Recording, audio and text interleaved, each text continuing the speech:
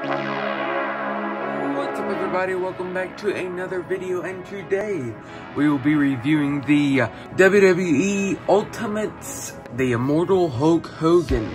And this is a fan takeover figure. I'm super excited to hop into this review, so without further ado, let's do that. So let us measure this figure, and before I continue on with this video, I just want to say I hope you all have had a wonderful New Year's. I know I did. Let's measure this figure, and he stands right above 6 inches, or 7 inches, excuse me, which I think fits in with his 6'7" scale at the time. So this figure comes packed with accessories, so without further ado, let's take a look at the accessories. First off, we have the Hulkster belt. I don't actually know what this is for, but you know, it pegs in well, which I always look for in any kind of belt, whether it's this kind of belt or the championship belts. I always look for ones that peg in really easy. And here we have the Hulkamania tank top, his signature tank top. And the Velcro, instead of being on the back of the shirt, it's here in the front, so you can have him in a pose where he's ripping the shirt open like he always does.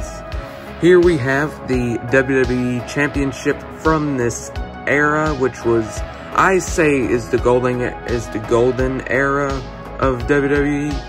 But I really love the golds that they put on these belts. It's really nice, but I do not like the dull gold belts, the ones that have no shine. But this one also pegs in really nicely. It is one of the more smaller belts, so those were pretty much the new things here, you know. But anyway, here is the more serious looking Hulkster face. And if you're wondering why all that beard stuff is there, it's because they reused the head sculpts from NWO Hulk. And this one was also used in NWO Hulkster. So, I mean, the one thing I don't like about this head sculpt is that there's a black eye on there, and there's not a black eye on any of the other head sculpts, which I'd like to see, because there are some things where I'd like Hulkster to be yelling but not beat up. So, but anyway, very nice detailing though. But all the head sculpts look like Hulkster. Here we have the open handshaking hands, or hand to ear pose hands. The open hands, we'll just call them that. The pointer fingers. Quit dropping it. And the mic holding hands, which come, I think the mic holding hands come on the figure and package, but the fisted hands are also included, obviously. This figure pretty much has all of the articulation of any other Ultimates. The only new thing that I can spy on this guy is pegless double jointed arms, but yet we get the pegged legs. But anyway, his head can't really look up or down. I mean, he can barely look up and he can barely look down, and that's true on most of these head sculpts. But he can do a full 360, and there is very little tilt. Here at the arms, you have a very stiff butterfly joint that does not move much at all on both sides, but I still like the figure. That's minor things to me.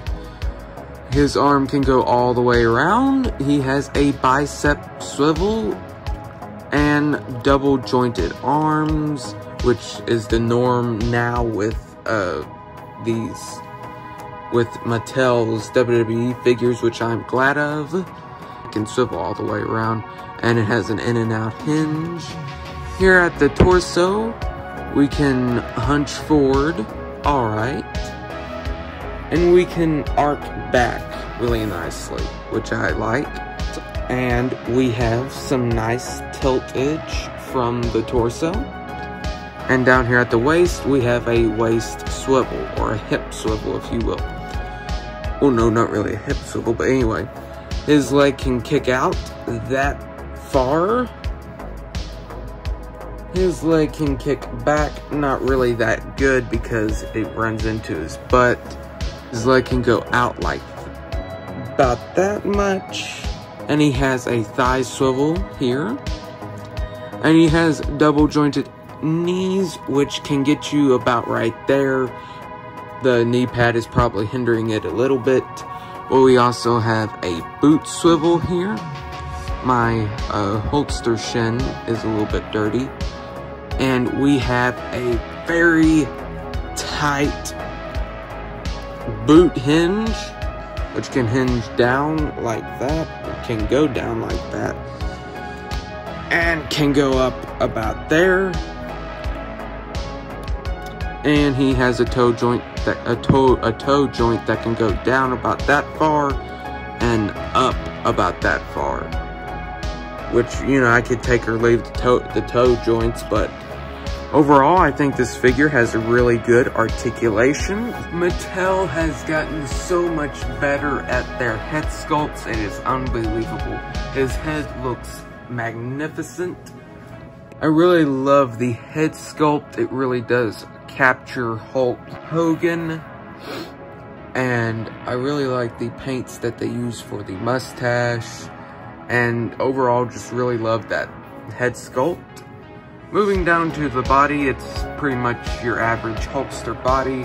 It's not built the best, but yet it's built like Hulkster had it built.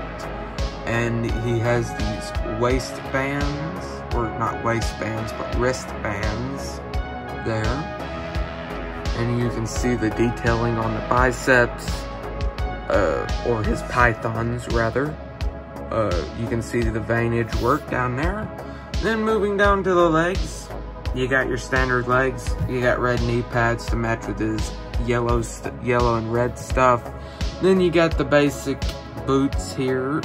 So overall, I really love this figure. It's a really great Ultimates figure, probably one of the best of 2022, even though this guy was supposed to start shipping out in 2021. But yeah, I really like this guy. He's really solid. The arms might be a little bit loose. He can't really slam other wrestlers, but I am not complaining. I really like this figure. And if you all have enjoyed this video, then please leave a like. That I would gladly appreciate this. I appreciate that. And if you all enjoy my overall content, then please hit the subscribe button. And if you all want to get notified for when I next make a video, then please hit the notification bell. And I hope you all have a blessed day, and I will see you all in the next episode. Bye.